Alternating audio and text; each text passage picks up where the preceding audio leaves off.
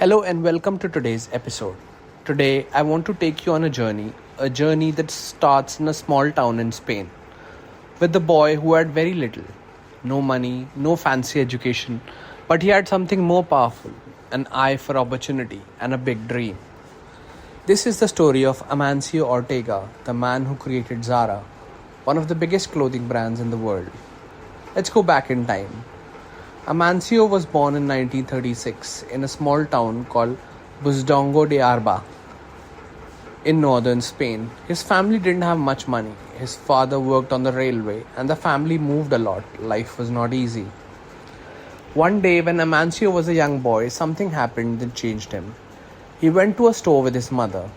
She wanted to buy a coat, a simple coat. But the store clerk said something that hurt Amancio deeply.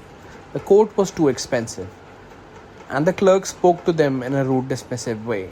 That moment stayed with him. He thought to himself, why can't good clothes be affordable? Why should only rich people wear nice things? At just 14 years old, Amancio dropped out of school. He needed to work to support his family. He got a job as a delivery boy for a shirt store. His job was to carry clothes from the workshop to the store. It wasn't a glamorous job, but Amancio watched, listened, and learned. He watched how shirts were made. He listened to what customers wanted. He paid attention to what sold and what didn't.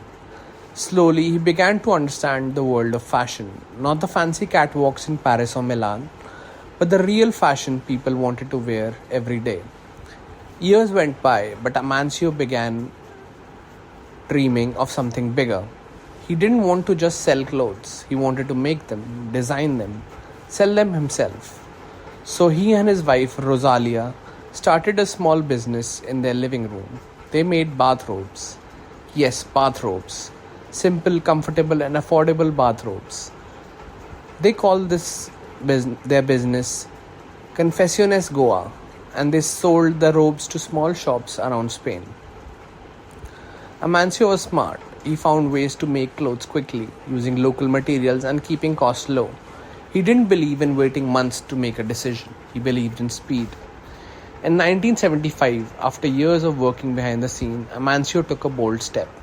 He opened his own store in La Coruña, Spain. He wanted to call it Zorba after the movie Zorba the Greek. But there was a bar nearby with the same name. So he changed it slightly. He called it Zara. At first, it was just one store on a quiet street.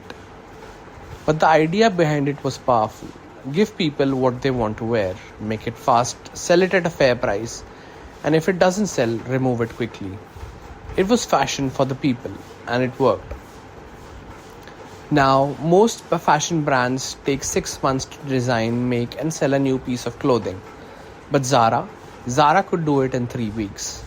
3 weeks from idea to store shelf. This was a revolution. If a celebrity wore something on TV, Zara could make a similar item and have it in stores in a few weeks. People loved it.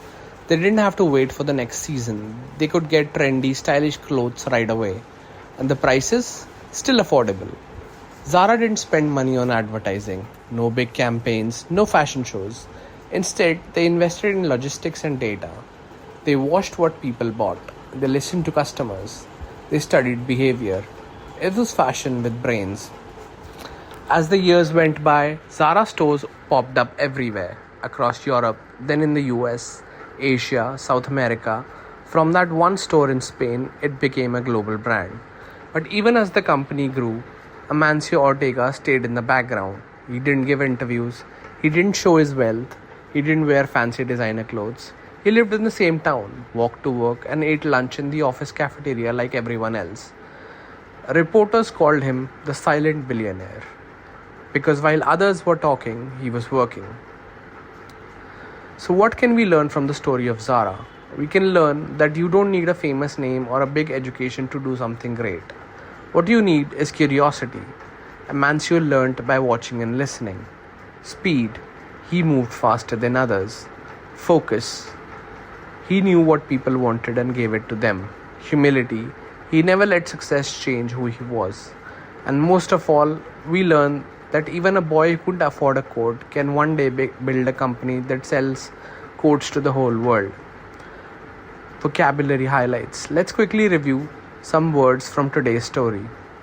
Affordable. Not too expensive, something most people can buy. Dismissive. Showing that you don't care about someone. Logistics. The process of moving goods from one place to another. Revolution.